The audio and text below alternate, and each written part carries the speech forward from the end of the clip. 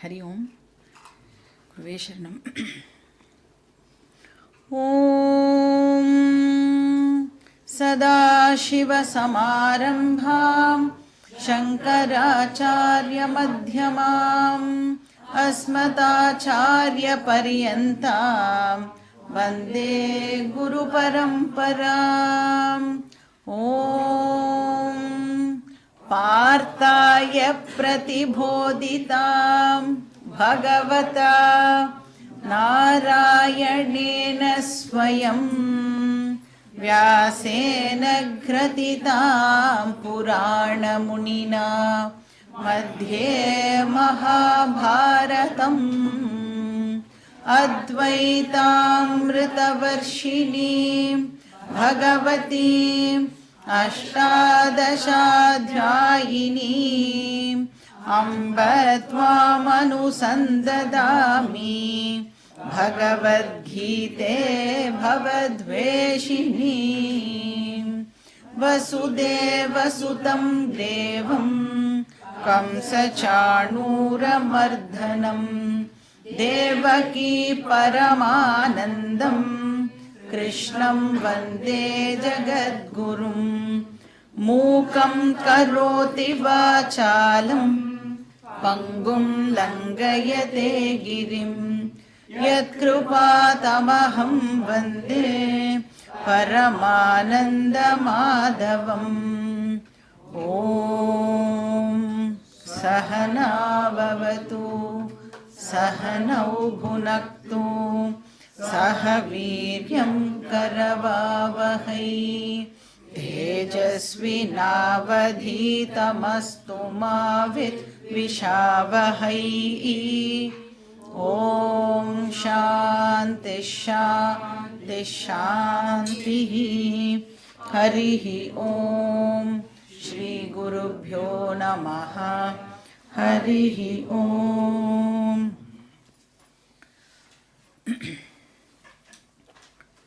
So second சாப்டரோட final portion ஸ்தித பிரக்ஞ லக்ஷணம் அது பார்த்துட்டுருக்கோம்.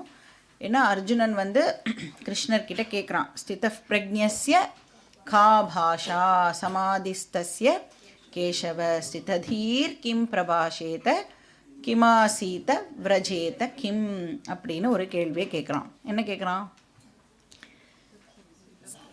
இந்த ஸ்தித பிரக்ஞன் அப்படிங்கிறவா எப்படி இருப்பா? கா பாஷானா அவளை டிஸ்கிரைப் பண்ணுங்கோ, அவளோட டிஸ்கிரிப்ஷனை எனக்கு கொடுங்கோ.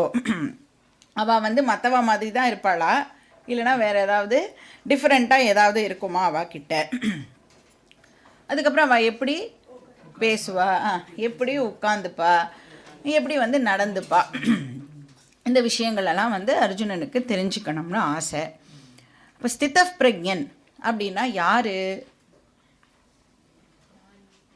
யார் வந்து ஞானம் அடைஞ்சிருக்காளோ அவளை வந்து நாம் ஸ்தித பிரக்ஞன் அப்படின்னு சொல்கிறோம். இப்போ வேதாந்தத்தோட கான்டெக்ஸ்டில் ஞானம் அப்படின்னு சொன்னால் என்ன ஞானம்? அது ஆத்ம ஞானம், செல்ஃப் நாலெட்ஜ். ஆத்ம ஞானம் மட்டும்தான். ஞானம் சொன்னாலே ஆத்ம ஞானம் மட்டும்தான். ஏன்னா கர்மயோகி பற்றி நமக்கு தெரியும்ல. யார் கர்மயோகி? யார் கர்மயோகம் பண்ணுறாளோ அவள் வந்து கர்மயோகி. இப்போ அவளுக்கு ஞானம் இருக்குமா இருக்காதா? கர்மயோகிக்கு ஞானம் இருக்கும். சரி, என்ன ஞானம் இருக்கும்? எப்படி கர்மயோகம் பண்ணணுங்கிற ஞானம் இருக்கும். கரெக்டா? இந்த பஞ்சமகா யஜ்ஞம் இருக்கே, அதை எப்படி பண்ணணுங்கிற ஞானம் இருந்தால் தான் அவளால் வந்து கர்மயோகம் பண்ண முடியும். ஆனால் நம்ம கர்மயோகியை ஞானின்னு சொல்கிறோமா அதுக்காக? ஏன்னா அவளுக்கு தான் ஞானம் இருக்கே. என்ன ஞானம் அப்படிங்கிறத இங்கே நாம் வந்து கவனிக்கணும். கர்மயோகியை நாம் ஒரு நாளைக்கும் ஞானி அப்படின்னு சொல்ல மாட்டோம். ஏன்னா கர்மயோகிக்கு என்ன இன்னும் தெரியாது அப்படின்னா, அகம் பிரம்ம அஸ்மி, அகம் ஆத்மா அஸ்மி, ஜீவாத்ம பரமாத்மா ஐக்கியம் இன்னும் அந்த கர்மயோகிக்கு தெரியாது. அதனால் கர்மயோகி ஸ்டில் யாருன்னா அஜ்ஞானி. ஏன்னா அந்த கர்மயோகி இப்போ என்ன பண்ணிட்டு இருக்கான்னா ஞானத்துக்கான ப்ரிப்பரேஷனில் தன்னை வந்து ஈடுபடுத்தின்னு இருக்கான். அதனால் கர்மயோகி வந்து ஸ்டில் அஜ்ஞானி தான். அப்போ யாருக்கு வந்து அகம் ஆத்மா அஸ்மி இந்த சாப்டருடைய பிகினிங்கில் 12வது ஸ்லோகத்திலேருந்து 25வது ஸ்லோகம் வரைக்கும் கிருஷ்ணர் வந்து ஆத்மாவை பற்றின ஃபீச்சர்ஸ் எல்லாம் சொன்னார் இல்லையா.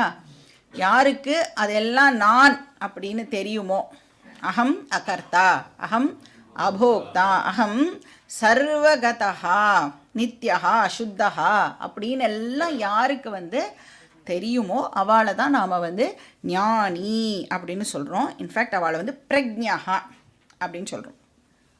சரி, வெறுமே இது தெரிஞ்சுட்டா மட்டும் போருமா? அகம் பிரம்ம அஸ்மி எனக்கு வந்து புரிஞ்சிடுது. ஏன்னா ரிப்பீட்டடாக நான் வந்து கிட்டத்தட்ட ஒரு 15 வருஷமாக கிளாஸ் அட்டென்ட் பண்ணுறேன்னு வச்சுக்கோங்க. இதானே நீங்கள் சொல்ல போகிறேன்.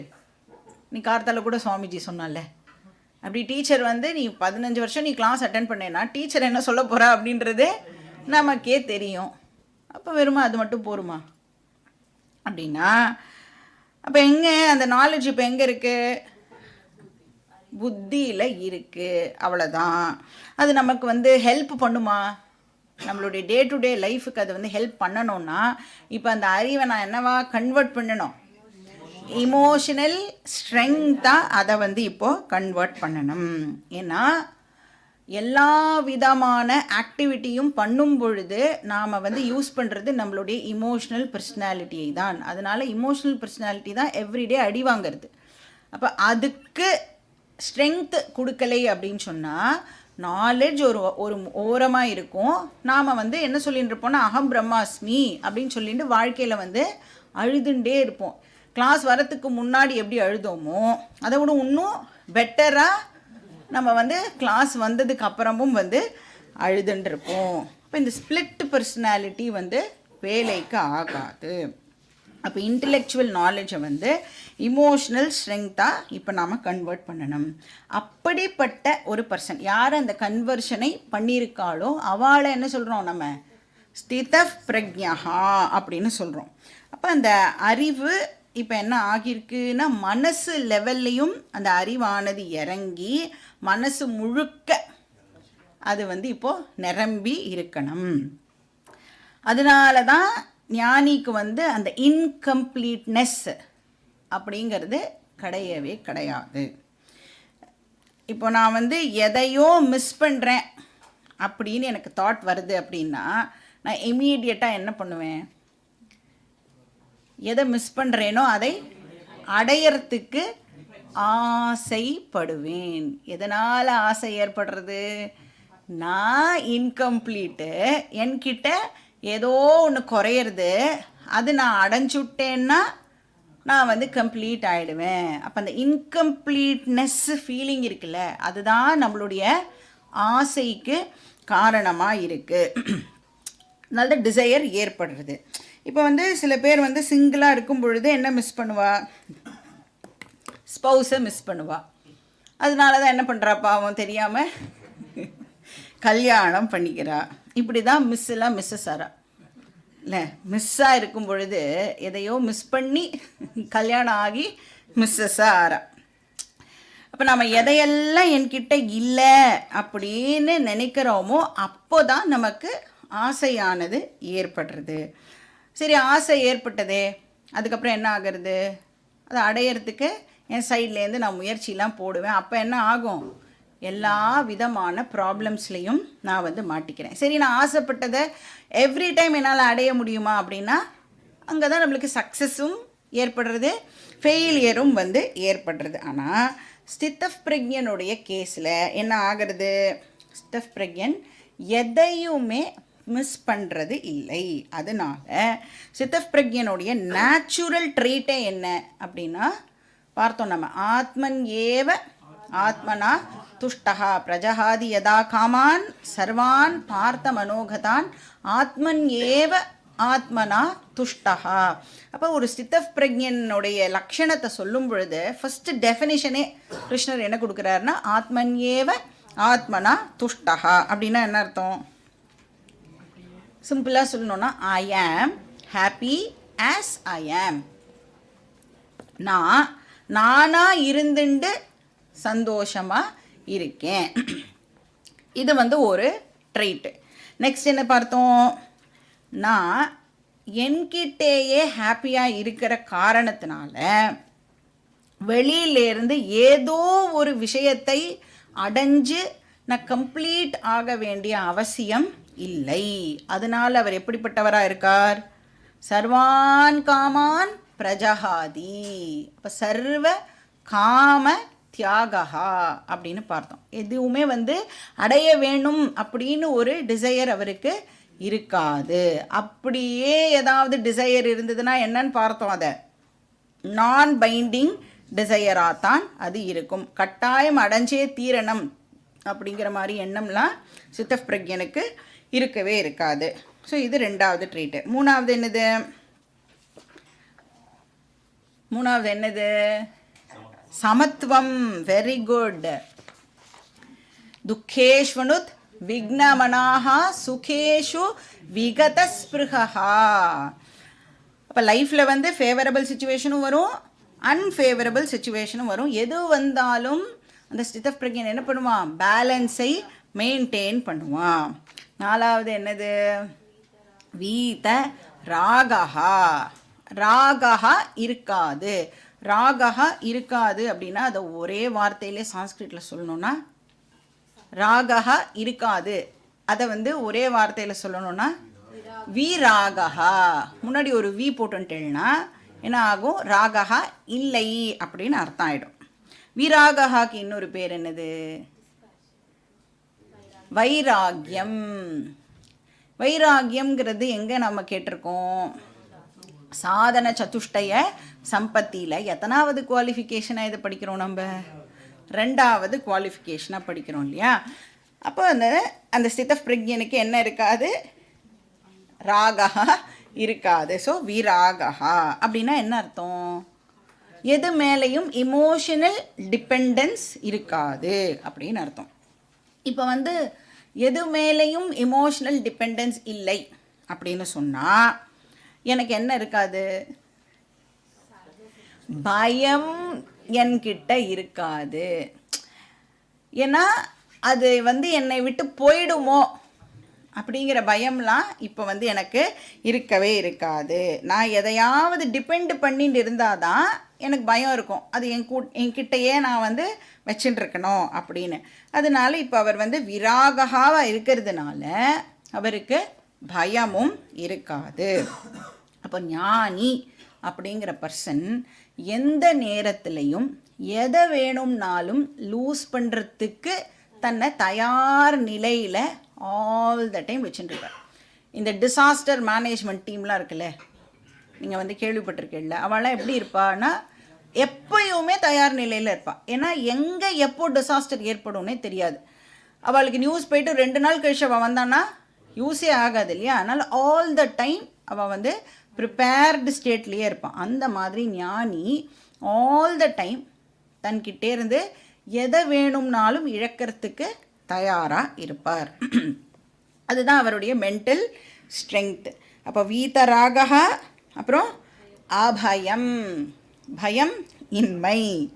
அப்புறம் என்ன லாஸ்ட் ட்ரேட் என்னது? வீதராக பய குரோதஹா. அப்போ இமோஷ்னல் டிபெண்டன்ஸ் இல்லாததுனாலையும் பயம் இல்லாததுனாலையும் இப்போ ஞானிக்கு கோபமும் இல்லாமல் இருக்கும். கோபம் அப்படிங்கிறது ஆக்சுவலாக என்னது? காம ஏஷ குரோத ஏஷ ரஜோகுண சமோத்பவஹா படிச்சிருக்கோம்ல. ஆசையுடைய அந்த டிபியில் வந்து இந்த பக்கம் வந்து ஆசைனா அந்த பக்கம் கோபம் அப்படின்னு பார்த்தோம்ல. ஆசையுடைய இன்னொரு வடிவமுக்கு பேர் கோபம். அப்போது ஆசை வந்து நான் இன்கம்ப்ளீட்டாக ஃபீல் பண்ணுறேன், அதனால எனக்கு ஆசை உருவாகிறது. இந்த ஆசை உருவாகும் போதே என்னவும் உருவாகிறது அப்படின்னா கோபமும் இப்போ பொட்டென்ஷியல் ஃபார்மில், வெளி தோற்றத்திற்கு வராத ஃபார்மில் மனசில் கோபமும் அப்படியே உருவாகிறது. அப்போ என்ன ஆகும்? எனக்கு ஆசைப்பட்டது வந்து கிடைக்கலை அப்படின்னா அந்த பொட்டென்ஷியல் ஃபார்மில் இருக்கிற கோபம் இப்போது வெளியில் எக்ஸ்பிரஸ் ஆகும். யாரால் அந்த ஆசை வந்து நிறைவேறாமல் போச்சுன்னு நாம் கண்ணுக்கு முன்னாடி யார் இருக்காளோ அவள் மேலே நாம் வந்து கோவத்தை காட்டுறோம். இப்போ யாராவது நம்மளுக்கு ஹெல்ப்ஃபுல்லாக இருக்கான்னு வச்சுக்கோங்க, அவளை நமக்கு ரொம்ப பிடிக்கும். ஏன்னா அவள் வந்து நம்மளுக்கு ரொம்ப ஹெல்ப்ஃபுல்லாக இருக்கான் அண்ட் அவளை நாம் வந்து டிபெண்ட் பண்ணிட்டு இருக்கோம் இல்லை. இப்போ திடீர்னு அவள் வந்து இனிமே என்னால் வந்து உங்களுக்கு ஹெல்ப் பண்ண முடியும்னு தோணலை, நான் வந்து கிளம்புறேன் அப்படின்னு சொன்னால் எப்படி இருக்கும்? நமக்கு எவ்வளோ கோவம் வரும். அப்போது இந்த அட்டாச்மெண்ட், ஏன்னா அவன் மேலே நாம் டிபெண்டன்சியை வளர்த்துன்றதுனால இப்போ ஆக்சுவலாக என்ன பண்ண ட்ரை பண்ணுறோன்னா அந்த பர்சனுக்கு ஃப்ரீடம் கொடுக்கறதுக்கு நாம் வந்து தயாராக இல்லை. ஏன்னா நான் என்ன நினைக்கிறேன், அந்த பர்சன் என்னை டிபெண்ட் பண்ணியே ஆல் த டைம் இருக்கணும் அப்படின்னு நான் நினைக்கிறேன். ஸோ ஆசை இருந்ததுன்னா நேச்சுரலாக வந்து கோபமும் இருக்கும். ஆனால் ஞானிக்கு இது எதுவும் இருக்காது. இப்போது யாராவது உங்கள் வீட்லேயே, இப்போ நீங்கள் எங்கேயோ ஊருக்கெலாம் போயிட்டேன்னு வச்சுக்கோங்களேன், ஒரு வாரம் 10 நாள் வீட்டில் இல்லை. இப்போ நீங்கள் ஊர்லேருந்து வந்த உடனே அவள்லாம் என்ன சொல்லணும்னு எதிர்பார்த்துட்டே வருவேள். யூனி இல்லாமல் மேனேஜ் பண்ணுறது ரொம்ப கஷ்டமாயிடுது, எப்படி தான் நீ இதெல்லாம் பார்த்துட்டியோன்னு சொல்லணும்னு தானே எதிர்பார்ப்போம். இப்போ சப்போஸ் அவள் வந்து அப்பா நீ இல்லை, எல்லாமே நீ இல்லைன்றதே தெரியாமல் நாங்கள் வந்து பயங்கரமாக மேனேஜ் பண்ணுறோம் அப்படின்னு சொன்னால் ஒத்துக்க முடியுமா நம்மளால்? ரொம்ப கோபமாக வரும் இல்லையா? ஏன் அப்படின்னா நாம் வந்து அட்டாச்மெண்ட் வச்சுட்டு இருக்கோம். யார் மேலே அட்டாச்மெண்ட் வச்சுட்டு இருக்கோமோ அவள் நம்மளையே டிபெண்ட் பண்ணி இருக்கணுங்கிற எக்ஸ்பெக்டேஷனும் நமக்கு கூடவே இருக்குது. பட் ஞானி இதிலேருந்து எல்லாம் ஃப்ரீ ஆனவர். அதனால்தான் வீத ராக பய குரோதஹா. அப்புறம் என்ன பார்த்தோம்? எஸ் சர்வத்ரானபி ஸ்னேகா தத்தத் பிராப்ய சுபாசுபம் நாபிநந்ததி நத்வேஷ்டி தஸ்ய பிரஜா பிரதிஷ்டிதா. அப்போ ஃபேவரபிள் சிச்சுவேஷன்னா அவர் அப்படியே தன்னை மறந்து அதுலேயே மூழ்கி போயிடுவாரானா அப்படியும் ஆக மாட்டார். சரி, அன்ஃபேவரபிள் சிச்சுவேஷனாக அப்படியே தலையில் கையை வச்சுட்டு கீழே உட்காந்துட்டுருவாரானா அப்படியும் துவண்டு போக மாட்டார். அப்படின்னா அவர் எல்லாத்துலேயும் வந்து ஒரு பேலன்ஸை கடைப்பிடிப்பார். இப்போ இந்த என்ன அண்டர்ஸ்டாண்டிங்கோட இந்த ஞானி வந்து லைஃப்பை லீட் பண்ணுவார் அப்படின்னா, இப்போ ஏதோ நமக்கு வந்து சந்தோஷம் கொடுக்குற மாதிரியான ஒரு ஈவெண்ட் நடந்துடுது அப்படின்னா அந்த ஈவெண்ட்டை எப்படி பார்ப்பார்னா, இந்த சந்தோஷம் அனித்தியம். ஏன்னா அது ஒரு டைமில் நடக்கிற ஒரு விஷயம்.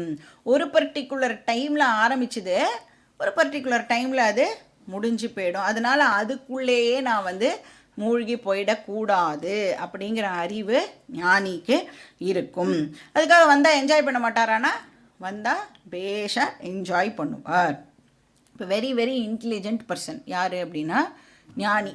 ஞானி வந்து வெரி வெரி இன்டெலிஜென்ட் பர்சன். மாறக்கூடியது அப்படிங்கிற அறிவோட அந்த விஷயத்தை என்ஜாய் பண்ணுவார். சரி, ஏதாவது ட்ராஜடி வந்துடுதுன்னா அப்போ அப்படியே உடஞ்சி போயிடுவாரா? அதுவும் கடந்து போகும் இல்லை, அதுவும் டெஃபினட்டாக மாறுதானே மாறும். நமக்கு என்ன ஹாப்பி சுச்சுவேஷன் மட்டும் டக்குன்னு மாறிடும், துக்கம் மட்டும் கண்டினியூஸாக இருக்குமானா துக்கமும் மாறும். துக்கம் மாறி திருப்பியும் சந்தோஷமான நிலைமை நமக்கு ஏற்படும். இந்த எனக்கு மட்டும் இப்படிலாம் நடக்கிறது, வாழ்வே மாயம், இந்த மாதிரிலாம் வந்து புலம்புவாரா அப்படின்னா அந்த மாதிரிலாம் ஞானி புலம்ப மாட்டார். அப்படின்னா யார் அப்படிலாம் புலம்புறாளோ அவள்லாம் யார்? அஜ்ஞானி. அப்போது இந்த மாதிரிலாம் ரொம்ப கஷ்டமான நிலைமை நமக்கு வரும்போது நம்ம என்ன சொல்கிறோம்? பேசாமல் எல்லாத்தையும் விட்டுட்டு எங்கேயாவது ஆசிரமத்துக்கு எங்கேயா கிளம்பி போயிடலாமா அப்படின்னு எப்போ தோணும் நம்மளுக்கு? அந்த நேரத்துக்கு மட்டும் தோணும். கொஞ்ச நேரத்துலேயே வந்து அதெல்லாம் வந்து நாம் மறந்து போயிடுவோம். அதனால் எப்போவுமே வந்து இந்த லைஃபே வந்து ரொம்ப மீனிங்லெஸ்ஸாக இருக்குது, இவ எல்லாமே என்னால் இருக்க முடியாது, அந்த மாதிரி எல்லாம் எண்ணங்கள் வந்தால் அதையெல்லாம் நாம் வந்து ட்ராப் பண்ணுறதுக்கு ட்ரை பண்ணணும். இப்போ இந்த நிறைய பேர் வந்து இந்த முட்டாள்தனமான முடிவெல்லாம் கூட எடுப்பாள், இவாள்லாம் என்னால் இருக்கவே முடியாது, அந்த மாதிரியெல்லாம் நாம் வந்து யோசிக்கவே கூடாது. எப்போ யோசிக்காமல் இருக்க முடியும்? இந்த ஞானம் வந்துடுது அப்படின்னு சொன்னால், எல்லாத்த பற்றின அறிவும் நமக்கு கிடச்சிடுது அப்படின்னு சொன்னால் நம்மளுடைய இன்டெலெக்டும் வந்து கரெக்டான விஷயங்கள் பற்றியே வந்து சிந்திக்க ஆரம்பிக்கும். ஸோ ஞானி வந்து எந்த சுச்சுவேஷனாக இருந்தாலும் அதை சமமாக பார்ப்பார். இது வரைக்கும் நாம் லாஸ்ட் கிளாஸில் பார்த்தது. இப்போ வந்து ஸ்லோகா நம்பர் 58, பேஜ் நம்பர் என்னது, 54-55. யதா சம்ஹரதே சாயம் கூர்மோங்கானீவ சர்வஷः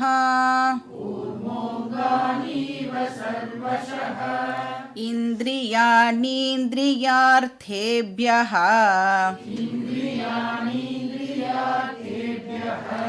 தஸ்ய பிரக்ஞா பிரதிஷ்டிதா.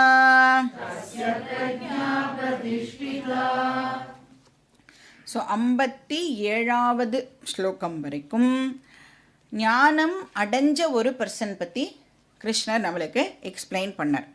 அதாவது ஞானம் அடைஞ்ச ஒரு பர்சன் அந்த ஞானத்தை இமோஷ்னல் ஸ்ட்ரெங்க்த்தாக கன்வெர்ட் பண்ணின ஒரு பர்சனை பற்றி நமக்கு வந்து கிருஷ்ணர் சொன்னார். So Pragya to Stith of பிரக்ஞா அதை வந்து நம்மளுக்கு சொன்னார். அதாவது வெறுமை அறிவில் மட்டும் சேஞ்ச் இல்லாமல் மனசு லெவல்லையும் அதை வந்து கொண்டு வந்த ஒரு பர்சனை வந்து நாம் பார்த்தோம். இப்போ 58வது ஸ்லோகத்திலேருந்து கிருஷ்ணர் வந்து ஸ்லைட்டாக டாப்பிக்கை வந்து சேஞ்ச் பண்ணுறார். எப்படி வந்து இந்த இன்டெலெக்சுவல் நாலேஜை இமோஷ்னல் ஸ்ட்ரெங்க்த்தாக கன்வெர்ட் பண்ணுறது, அதை பற்றி கிருஷ்ணர் வந்து இங்கே நமக்கு சொல்கிறார்.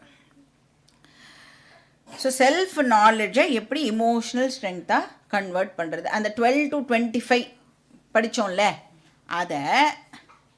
அதெல்லாம் நமக்கு இப்போ ஞாபகம் இருக்கும்னு கிருஷ்ணர் அசியூம் பண்ணுறார். அதனால தான் திருப்பி அதெல்லாம் சொல்லலை. அதை இந்த ஆத்மாவோட ஃபீச்சர்ஸ்லாம் இருக்குல்ல, அவினாஷி து தத்வித்தி, அந்த மாதிரி ஸ்லோகம்லாம் இப்போ வந்து திருப்பியும் வந்து கிருஷ்ணர் வந்து நம்மளுக்கு சொல்லலை. ஏன்னா இப்போ தான்ப்பா அதில் 12வது ஸ்லோகத்துலேயும் 25வது ஸ்லோகம் வரைக்கும் சொல்லியிருக்கேன். இப்போ நம்ம எத்தனை ஸ்லோகத்தில் இருக்கோம், 58வது ஸ்லோகத்தில் இருக்கோம். அதுக்குள்ளே நீங்கள் எல்லாம் மறந்துருக்க மாட்டேன் அப்படிங்கிறதுனால அசியூம் பண்ணிட்டு இப்போ என்ன சொல்கிறாருன்னா, அந்த விஷயங்களை எப்படி நாம் வந்து இமோஷ்னல் ஸ்ட்ரெங்க்த்தாக இப்போது கன்வெர்ட் பண்ணுறது. இப்போ அதெல்லாம் வந்து 12 to 25 என்ன ஸ்லோகனே ஃபஸ்ட்டு நம்மளுக்கு ஞாபகம் இல்லை அப்படின்னு சொன்னால், அதுக்கு தான் என்ன பண்ணுறோம், இந்த ரிவிஷன் அதெல்லாம் போடுறோம்ல. இப்போ நாம் போட்டால் மட்டும் கேட்கக்கூடாது, நீங்களும் என்ன பண்ணணும், திருப்பியும் நீங்களும் உட்காந்துன்னு அதை ரிவைஸ் பண்ணணும். ஏன்னா 12 to 25 ஸ்லோகாஸ் இருக்கு இல்லையா, அது வந்து வெரி வெரி இம்பார்ட்டண்ட் போர்ஷன். ஏன்னா உபநிஷத்தில் என்ன விஷயங்கள்லாம் சொல்லப்பட்டிருக்கோ அதனுடைய எசன்ஸாக அந்த போர்ஷன் இருக்கிறதுனால அது வந்து டோட்டலி நம்மளுக்கு பொறுத்த வரைக்கும் ஒரு புது டாபிக் இல்லையா. எத்தனையோ வருஷங்கள் திடீர்னு 50-60 வயசுக்கு நீங்கள் கிளாஸ்க்கு வந்திருந்தேன்னு வச்சுக்கோங்களேன், எங்கேயோ ஸ்கூல்லலாம் படிப்பெல்லாம் ஸ்கூலோடு முடிஞ்சிருக்கும், நம்மளுக்கு காலேஜோடு முடிஞ்சிருக்கும். திடீர்னு இப்போ உட்காந்துட்டு நோட்டெல்லாம் எடுத்து எழுதணுன்னா எல்லாமே டோட்டலி நியூ எக்ஸ்பீரியன்ஸில். அப்போ அந்த போர்ஷனை மட்டும் ரிப்பீட்டடாக நாம் கேட்டுட்டே இருக்கணும், ஃபெமிலியர் ஆகிற வரைக்கும். அந்த வார்த்தைகள் எல்லாம் இப்போ வந்து சர்வகதா அப்படின்னு சொன்னால் எல்லா இடத்துலையும் வியாபித்து இருக்கிறது அப்படின்ற அளவுக்கு எனக்கு புரிகிற வரைக்கும் நாம் வந்து அதை ரிப்பீட்டடாக கேட்டுட்டே இருக்கணும். ஸோ எப்படி வந்து இந்த அறிவை மனோபலமாக ஒரு பர்சன் கன்வெர்ட் பண்ணுறார், என்ன பண்ணி கன்வர்ஷன் நடக்கிறது. கிருஷ்ணர் வந்து இங்கே டோட்டலாக நம்மளுக்கு 3 டிசிப்ளின்ஸை ப்ரிஸ்கிரைப் பண்ணுறார், 3 சாதனா.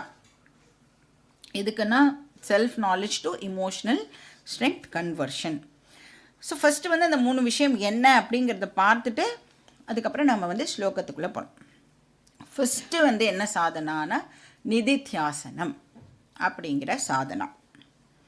நிதித்தியாசனம் அப்படின்னா சிம்பிளாக ட்ரான்ஸ்லேட் பண்ணிக்கணுன்னா வேதாந்திக் மெடிடேஷன், தியானம்னு சொல்லுவோம்ல. நார்மலாக மெடிடேஷன்னா தியானம்னு சொல்லுவோம், அதுக்கே நிதித்தியாசனம் அப்படின்னு ஒரு ஸ்பெஷல் பேர் கொடுத்தா அப்போ அது என்ன ஸ்பெஷல் மெடிடேஷனா, வேதாந்திக் மெடிடேஷன். இப்போ வேதாந்திக் மெடிடேஷன்னா ஜென்ரலாக மெடிடேஷன்னா என்ன பண்ணுவோம் நம்ம, ஃபஸ்ட்டு ப்ரீ ரிக்விசிட் என்ன மெடிடேஷனுக்கு, கண்ணை மூடணும்ல. வேதாந்திக் மெடிடேஷனில் நீங்கள் கண்ணையே மூட வேண்டாம். அப்போ எவ்வளோ ஈஸியாக இருக்கும் அது. கண்ணெல்லாம் மூடிட்டு உட்காந்து எல்லாம் நடக்கிற காரியமாக நமக்கு கண்ணை மூடினா அப்போ தான் என்ன யாராவது நம்மளை கூப்பிடுற மாதிரி இருக்கும், ஃபோன் அடிக்கிற மாதிரி இருக்கும், அப்புறம் ஏதாவது நம்மளுக்கு ஒரு இது வந்துட்டே இருக்கும், டிஸ்ட்ராக்ஷன்ஸ் வந்து நிறையா இருக்கும் இல்லையா. அதனால வேதாந்திக் மெடிடேஷனை பொறுத்த வரைக்கும் நீங்கள் கண்ணை மூடவே வேண்டாம். அப்போ என்ன பண்ணணும், என்னெல்லாம் கேட்டோமோ இந்த கிளாஸில் கேட்குற விஷயங்களை நாம் மறுபடியும் நம்மளுடைய மெமரியிலேருந்து ரீகால் பண்ணணும். அப்போ மெமரியிலேருந்து ரீகால் பண்ணணுன்னா ஃபஸ்ட் என்ன பண்ணியிருக்கணும், மெமரியில் அதை வந்து ரெஜிஸ்டர் பண்ணியிருக்கணும். ஃபஸ்ட்டு கிளாஸுக்கு நான் வந்தேன்னா இத்தனாவது ஸ்லோகத்துலேயும் இத்தனாவது ஸ்லோகம் இன்றைக்கி நடத்தினாலா, அதில் வந்து இப்போது நான் 1 hour பேசுகிறதும் ஞாபகம் வச்சுக்க முடியுமான்னா டெஃபினட்டாக ஞாபகம் வச்சுக்க முடியாது. ஆனால் ஒரு 4-5 பாயிண்ட்டு டெஃபினட்டாக நம்மளால் வந்து ஞாபகம் வச்சுக்க முடியும். அந்த 4-5 பாயிண்ட்டை அப்போ எத்தனை கிளாஸஸ் இது வரைக்கும் நீங்கள் அட்டன் பண்ணியிருக்கீங்க, அப்போ எவ்வளோ பாயிண்ட்ஸ். ஒரு கிளாஸுக்கு 4 பாயிண்ட் வச்சா கூட எத்தனாவது கிளாஸ் இது, எத்தனாவதோ கிளாஸ் பாருங்க, அது கூட தெரியல நமக்கு, எத்தனையாவதோ கிளாஸ்னு வச்சுக்கலாம். that into 4 போட்டுக்கோங்க, அதுவும் எத்தனையோ ஒரு நம்பர் வரும். ஏன்னா நம்மளுக்கு எத்தனை கிளாஸுன்னே தெரியல. x into 4, so 4x. இப்போ என்ன சொல்லிட்டு இருந்தேன் நான், அந்த பாயிண்ட்டை வந்து நீங்கள் பார்த்தீங்களா எப்படி மறந்து போகிறோன்னு. இது சாம்பிளுக்காக நான் மறந்து போன மாதிரி உங்களுக்கு காமிச்சேன், எப்படி மறந்து போகிறது அப்படி. இப்போ பேசிகிட்டு இருக்கிறதே மறந்து போகிறதுனா 1 hour கிளாஸ் கேட்டுட்டு அதுக்கப்புறம் திரும்பி வீட்டில் போய் ஞாபகப்படுத்திக்கிறதுலாம் நடக்கக்கூடிய காரியமா? அப்போ என்ன பண்ணணும், ரொம்ப ரொம்ப அலர்ட்டாக இருக்கணும். ஒரு 4 பாயிண்ட்டை நாம் வந்து கிளாஸ்லேருந்து பிக்கப் பண்ணிவிட்டு அதை வந்து வீட்டுக்கு போய் திருப்பியும் ஒரு வாட்டி அதை நாம் சிந்திச்சு பார்க்கணும். அப்போ அந்த டீச்சிங்லேயே டுவெல் பண்ணுறதுக்கு பேர் நிதித்தியாசனம் அப்படின்னு பேர். அப்போ நான் ஹாப்பியாக இருக்கிறதுக்கு வேறு ஒரு எக்ஸ்டர்னல் விஷயம் தேவையில்லை இப்படிங்கிற ஒரு பாயிண்ட் இருக்குல்ல, இந்த பாயிண்ட்டை எடுத்துட்டு சிந்திச்சு பாருங்க. ஃபஸ்ட்டு நம்மளுடைய புத்தி அதை அக்செப்ட் பண்ணுறதா அப்படின்னு பாருங்க. எனக்கு வெளியிலேருந்து எந்த ஒரு விஷயமும் தேவையில்லையா, அதெல்லாம் இல்லாமலேயே என்னால் சந்தோஷமாக இருக்க முடியுமா, அப்படி எல்லாம் கொஸ்டின்ஸ் எல்லாம் வரும். அதுக்கு நீங்கள் என்ன ஆன்சர்லாம் கொடுக்குறீள் அப்படின்னு அந்த அப்படியே அதை வந்து அந்த ஓட்டணும், அந்த தாட்ஸை வந்து அப்படியே ஃப்ளோ பண்ண விடணும். அந்த மாதிரி டீச்சிங்கில் டுவெல் பண்ணினோம் அப்படின்னா அதுக்கு பேர் வேதாந்திக் மெடிடேஷன். அப்போ ஃபஸ்ட்டு நம்மளுக்கு இது என்ன சொல்கிறது, இந்த டீச்சிங் வந்து என்ன விஷயத்தை நமக்கு கற்றுக் கொடுக்கறதுங்கிறது முதல்ல தெரிஞ்சிருந்தால் தான் நம்மளால் வந்து அந்த நிதித்தியாசனம் அப்படிங்கிற விஷயத்துக்கே போக முடியும். அப்போ அதுக்கு ப்ரீ ரிக்வெஸ்ட் என்னென்னா ஸ்ரவணம், நன்னா நாம் வந்து இந்த விஷயங்களை கேட்டிருக்கணும். அப்புறம் மனனம், திருப்பியும் கேட்டு ரிவைஸ் பண்ணுறதுன்னு சொல்கிறோம் இல்லையா. அப்போ அந்த ரிவிஷன் பண்ணும் பொழுது இப்போ நான் வந்து ஹாப்பியாக இருக்கிறதுக்கு எனக்கு எக்ஸ்டர்னலாக வேறு எதுவுமே தேவையில்லை அப்படிங்கிற ஒரு டவுட் நமக்கு வந்ததுன்னா இந்த ரிவிஷன் போது அந்த டவுட்ஸ் எல்லாம் நம்மளுக்கு கிளாரிஃபை ஆகும். அதுக்கப்புறம் நீங்கள் வந்து உங்கள் மெமரியிலேருந்து அந்த விஷயத்தை உட்காந்து ரீகால் பண்ணும் பொழுது அது நிதித்தியாசனமாக ஆகிறது. முதல்ல நம்மக்கிட்ட விஷயம் இருக்கணும், அப்போ தான் நம்மளால் வந்து நிதித்தியாசனம் ப்ராக்டிஸ் பண்ண முடியும். அகம் பூர்ணஹா, அகம் நித்யஹா, இந்த மாதிரி விஷயம்லாம் ஃபஸ்ட்டு ஃபெமிலியராக இருக்கணுமா இந்த வார்த்தைகள்லாம். அப்புறம் இந்த வார்த்தைகளுடைய அர்த்தமெல்லாம் நமக்கு நல்லா புரிஞ்சிருக்கணுமா. அதுக்கப்புறம் தான் நம்மளால் வந்து அந்த நிதித்தியாசனம் அப்படிங்கிறதுக்கு போக முடியும். ஸோ வேதாந்தம் சொல்கிற விஷயங்களை அசை போட்டு பார்க்கறதுக்கு பேர் நிதித்தியாசனம். பட் ஏன்னா இது தெரியறதுக்கு முன்னாடி கிளாஸ்லாம் அட்டென்ட் பண்ணுறதுக்கு முன்னாடி என்ன நினச்சோம், என்னுடைய மன நிம்மதிக்கோ என்னுடைய மன சந்தோஷத்துக்கோ என் வீட்டில் இருக்கிற ஒரு 4 பேரோ இல்லை நான் வெளியில் போய் மீட் பண்ணுற ஒரு 4 பேரோ இல்லை நான் வச்சுட்டுருக்கிற விஷயங்களோ தான் காரணம் அப்படின்னு இவ்வளோ வருஷமாக நாம் நினச்சிட்டு இருக்கோம். ஆனால் வேதாந்தம் நம்ம என்னெல்லாம் முடிவு பண்ணி வச்சுருக்கோமோ அத்தனையும் அதை என்ன பண்ணுறது, கேன்சல் பண்ணிவிட்டு வேறு ஒரு டைரக்ஷனில் நம்மளை வந்து ட்ராவல் பண்ண சொல்கிறது. அப்போ ஆல்ரெடி நான் வந்து சில விஷயங்களை எல்லாம் ரெடி பண்ணி வச்சுருக்கேன், என்னோடய மைண்டில் ரெஜிஸ்டர் பண்ணி வச்சுருக்கேன். வாசனா அப்படின்னு பேர் அதுக்கு. அந்த வாசனாவெல்லாம் இப்போ நாம் வந்து மாற்றணும். அந்த வாசனாவை பிரேக் பண்ணுறதுக்கு என்ன பண்ணலான்னா நிறைய விஷயங்கள்லாம் இருக்குது. இந்த நிதித்தியாசனம் வந்து அதுக்கு தான் மெயினாக கொடுக்கப்படுற ஒரு சாதனா. இப்போ நீங்கள் என்ன பண்ணலான்னா கொஞ்ச நேரம் தனியாக இருக்கிறதுக்கு ட்ரை பண்ணணும். வீட்லேயே தனியாக இருக்கிறதுக்கு ஒரு ரூமில் கதவை சாத்தின்ட்டு அதுக்கு தான் போய் டெய்லி கிளாஸு கேட்கணும் அப்படின்னு சொல்கிறது. இப்போ கிளாஸ் கேட்கும் பொழுது டிஸ்டர்பன்ஸ் இருந்ததுன்னா நம்மளால் கேட்க முடியாது. அப்போ அந்த டைமு யாரையுமே பக்கத்தில் வச்சுக்காமல் தனியாக போய் கிளாஸ் கேட்கணும். இல்லைன்னா முடிஞ்சதுன்னா எங்கேயாவது ஒரு ஆசிரமத்துக்கு ஒரு 2 நாளோ 3 நாளோ போயிட்டு வரணும். அப்போ கூட கூட்டின்லாம் போகக்கூடாது.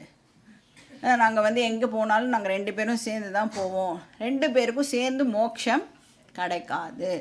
தனித்தனியாக தான் எல்லாருக்கும் ஒருத்தர் ஒரு இண்டிவிஜுவல் இல்லையா? அதனால் இண்டிவிஜுவல் மோட்சம் தான். குரூப்பாக மோட்சம் கிடைக்குமான குரூப்பாக வந்து மோட்சம் கிடைக்காது. அப்போ அதனால் வந்து தனியாக இருக்கிறதுக்கு நம்ம வந்து ப்ராக்டிஸ் பண்ணணும்.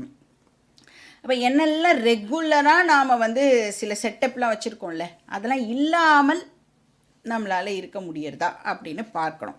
இப்போது ஃபிசிக்கலாக சர்வைவ் பண்ணுறதுக்கு நமக்கு சில மினிமம் ரெக்குவயர்மெண்ட்ஸ் டெஃபினட்டாக இருந்தாகணும். ஆனால் மென்டலாக ஹெல்த்தியாக இருக்கிறதுக்கு எந்த செட்டப்பும் நமக்கு அவசியம் இல்லை. சைக்கலாஜிக்கலாக ஸ்ட்ராங்காக இருக்கிறதுக்கு நமக்கு எந்த செட்டப்பும் அவசியம் இல்லை. இதை வந்து கான்ஸ்டண்ட்டாக நாம் மனசில் ரிப்பீட் பண்ணிகிட்டே இருக்கணும். இதுக்கு பேர் நிதித்தியாசனம். இப்போ இந்த புதுசாக நீங்கள் வந்து ஃபஸ்ட்டு சைக்கிள் ஓட்ட கற்றுன்னு இருக்கும்போது நம்மளாலேயே வந்து சைக்கிள் எடுத்து ஓட்டிட முடியுமா? அப்போ யாரோ ஒருத்தர் வந்து பிடிச்சிண்டு நம்மளுக்கு வந்து சைக்கிள் ஓட்டுறதுக்கு சொல்லி கொடுப்பா. அதுக்கப்புறம் கொஞ்சம் நம்மளுக்கு வந்து காலெல்லாம் எட்டுறது அப்படின்னா அந்த சொல்லி கொடுத்தவா இருக்கால, அவள் அப்போ கூட நம்மளோட பக்கத்தில் நிற்பா. பக்கத்தில் நின்று பிடிச்சிக்கிற மாதிரி ஆக்ஷன் பண்ணிட்டு வருவாள். ஆனால் பிடிச்சிக்கவே மாட்டா. பட் நாம் என்ன நினச்சிட்டு இருப்போம், அவள் பிடிச்சிக்கிறதுனால தான் நான் வந்து வண்டி ஓட்டுறேன் அப்படின்னு நினச்சிப்பா. அதுக்கப்புறம் நீங்கள் வந்து திரும்பி பார்த்தாலும் அவள் வந்து பக்கத்தில் இருக்கவே மாட்டான். அப்போ நம்மளுக்கு பயம் வந்து திடீர்னு பிரேக்கை போட்டு கீழெலாம் விழுவோம். ஆனால் நம்மளால் வந்து அந்த பிடிப்பெல்லாம் இல்லாமல் கூட நம்மளால் போக முடியும். அப்போ அந்த மனசு இருக்குல்ல, அந்த மனசு தானே வந்து நினச்சிக்கிறது பிடிச்சிக்கலன்னா நான் கீழே விழுந்துடுவேன் அப்படின்னு. அப்போ அந்த வாசனாவை இப்போ நாம் சேஞ்ச் பண்ணணும். நீ எதையுமே பிடிச்சிக்கலைன்னா கூட உன்னால் வந்து லிவ் பண்ண முடியும் அப்படிங்கிற அந்த விஷயத்தை மனசுக்கு இப்போ நாம் வந்து புரிய வைக்கணும். ஏன்னா இங்கே என்ன படிக்கிறோம் நாம், நீ பாடி கிடையாது, நீ மைண்டு கிடையாது, நீ புத்தி கிடையாது, நீ ஆத்மா. ஆத்மா தான் என்ன பண்ணுறது, எல்லாத்துக்கும் கான்ஷியஸ்னஸ்ஸையே லெண்டு பண்ணுறது. மைண்டோ புத்தியோ அனாத்மா அப்படிங்கிற விஷயங்களை எல்லாம் மறுபடியும் நாம் சிந்திச்சு பார்க்கணும். இது வந்து exercise number 1 and a very very important exercise நிதித்தியாசனம். அப்படின்னா என்ன சொல்ல வரோன்னா, சண்டே மட்டும் நம்மளுக்கு கீதா ஞாபகத்துக்கு வரக்கூடாதுன்னு அர்த்தம். இப்போ என்ன அப்படி தானே ஞாபகத்துக்கு வருது? புக்கையே வந்து எங்கே வச்சோன்றது எத்தனை மணிக்கு தேடுறோம்? 5 மணி கிளாஸ்னா பக்கத்தில் வீடு இருந்ததுன்னா 4:30, 4:35, 4:40க்கு தான் புக்கை எங்கே வச்சுருக்கோம் அப்படின்னே வந்து நாம் தேடுவோம். அந்த மாதிரிலாம் இருந்தால் இது எப்போ மோட்சம் கிடைக்குன்னா வெகு காலம் ஆகும், இந்த ஜன்மாவில் இல்லை. இப்போ ரெகுலராக இந்த விஷயங்களில் நீங்கள் டுவெல் பண்ணிகிட்டே இருந்தால் எப்போ கிடைக்கும்? அச்சிரேனாதி கச்சதி இப்படிங்கிறதுக்குள்ள நமக்கு மோட்சம் உண்டு. ஸோ எப்பெல்லாம் ஒரு நாளில் உங்களுக்கு நடுவில் டைம் கிடைக்கிறதோ, ஏன்னா ரொம்ப பிஸி இல்லை, நம்ம நிறைய வேலையெல்லாம் இருக்குது நம்மளுக்கு. 60 வயசு ஆகி 70 வயசு ஆயிருந்தாலும் நான் வந்து ஜஸ்ட்டு ஒரு 250 கல்யாணம் தான் அட்டென்ட் பண்ணியிருக்கேன். 251 நான் போகலைன்னா அப்புறம் நான் வந்து வாழ்ந்து என்ன பிரயோஜனம்?